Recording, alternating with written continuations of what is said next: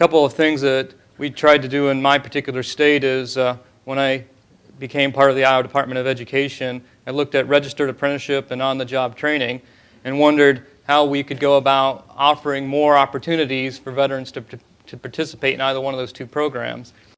So what we kind of saw in our state is there's soldiers that are going to deployment becoming eligible for an education benefit that maybe they didn't have or they lost, or becoming eligible for a program that they didn't have and having additional months to that program. So we wanted to find ways that would allow them to use that. And then the average age of a guard or reservist in our state anyways is about 38 years old. So a lot of those soldiers coming back didn't really want to go into the traditional school setting. They really wanted to return into an employment setting, which seemed to make sense for the register and the on-the-job training. So what we do in Iowa right now is if it's a registered apprenticeship, we will recognize that, and the entry point for the person into that particular program will either be through the Iowa Workforce Development folks or through U.S. Department of Labor, BAT. And if somebody's not in a registered apprenticeship, then we're just going to call it on-the-job training. We'll go out there and we'll work with the employer and try to recognize something. If it's a registered apprenticeship, since the U.S. Department of Labor has already approved the standards, there's no reason why we can't recognize it and approve it. If it's an on-the-job training, we try to encourage somebody to go to OJ or go to the registered apprenticeship route first. But if there's a way that we can recognize it, we do. And that's really kind of established a very strong working relationship with our BAT in our particular state, and it's led to an increase in registered apprenticeship programs. One of the partners in our group is the Iowa National Guard. The Iowa National Guard has a lot of different units, a lot of different units being deployed. One of the units that they have is an MP unit. It has about 140 people, and it's got a strength of almost 200%. A lot of young people want to be MPs, in spite of the fact that that unit's done 2 rotations in Iraq. The TAG, which is the Adjutant General of Iowa, wanted to know what I could do to help him keep people in these units 1 weekend a month, 2 weeks a year, instead of joining these units and then finding that that's what they really want to do and then go on active duty.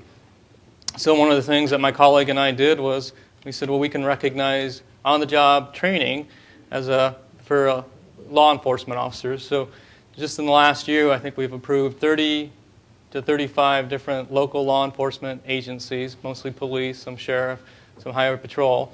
And so now when a veteran gets hired, for that first year until they become a certified police officer, they're allowed to receive their GI Bill under the OJT rate.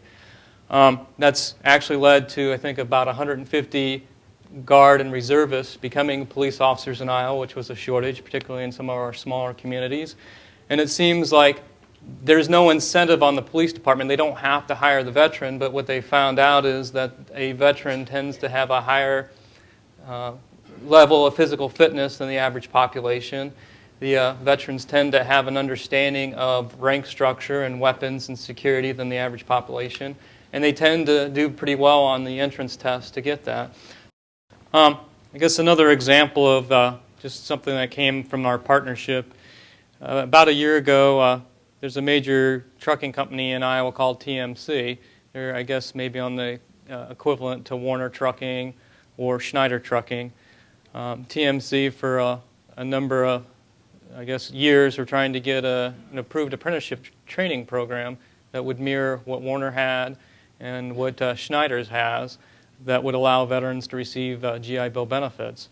Apparently, they weren't able to really get anywhere on it, and they were working with VA on that. And the biggest reason that they couldn't really get anywhere with it was it needed to be nationally approved.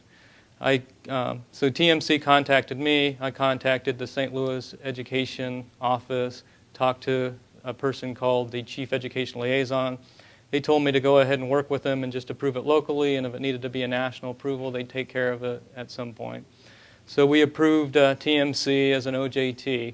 Initially, TMC didn't really want to do the registered apprenticeship. I can't really explain why they didn't want to do it, but I wasn't really the best person to explain the difference between what I could work with them on an OJT and what a registered apprenticeship was. They just didn't want to do it, and I didn't really know how to explain it.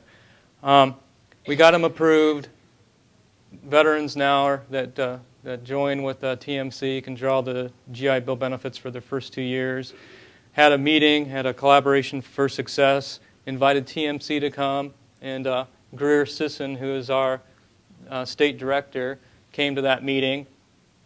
TMC was kind of wanted to tell the group how they enjoyed being able to hire veterans, offer them this benefit, didn't cost them anything, kind of explained what it was. And basically, to make a long story short, our state director of VAT was able to talk to TMC, and they're about to become a registered apprenticeship.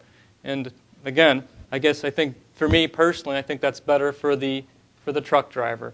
He's got some registered standards, the same. That driver is learning the same thing from TMC that they'd be expected to learn from Schneider or Warner. There's some transferability. And again, it all happened from this. Didn't really take me any time, but it kind of explained to an employer what it was. The employer's really happy with the end results. Got me an opportunity to work with BAT closer.